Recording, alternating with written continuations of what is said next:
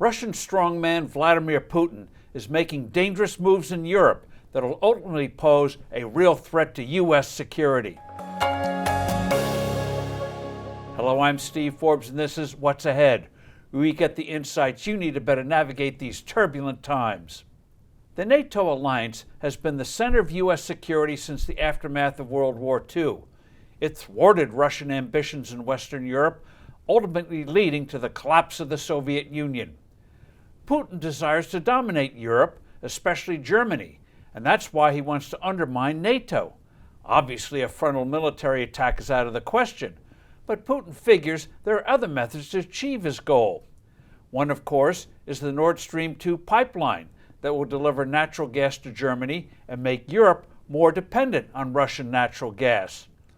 Instead of blocking the pipeline, the Biden administration supinely acquiesced in its completion and shows no signs of trying to block the necessary technical certifications to make it fully operational. Despite Biden's finger-wagging warnings, Russian-based cyber attacks continue to grow. So does the Kremlin's intensifying military, political, and economic squeeze on Ukraine, which the White House has to vigorously counteract but hasn't yet. Figuring Biden doesn't have the stomach to stop his anti-American maneuvers, Putin is now playing a new game to strain the fabric of NATO. Last summer, Putin quietly provided crucial assistance to the beleaguered, longtime dictator of neighboring Belarus, Alexander Lukashenko, who triggered regime-threatening riots when he rigged his re-election. Russian troops are stationed in Belarus, as well as security forces. Belarus borders 3 NATO members, Lithuania, Latvia, and very critically, Poland. With Russian connivance, Belarus has suddenly become a transit station for Mideast refugees to those 3 countries. Belarusian consulates in the Middle East have provided would-be immigrants aid.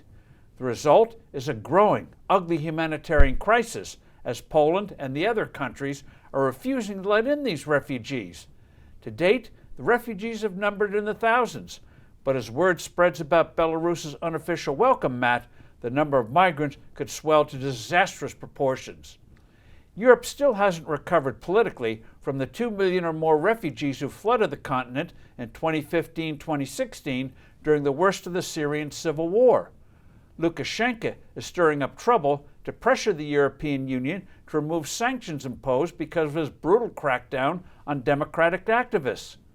Putin's larger goal is for many NATO members to conclude that they'd best play ball with Moscow since the U.S. is incapable of countering Putin's brass-knuckled moves.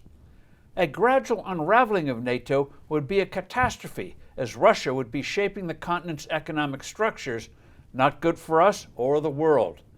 China's increasingly belligerent Xi Jinping will take note. I'm Steve Forbes. Thanks for listening. Do send in your comments and suggestions. I look forward to being with you soon again.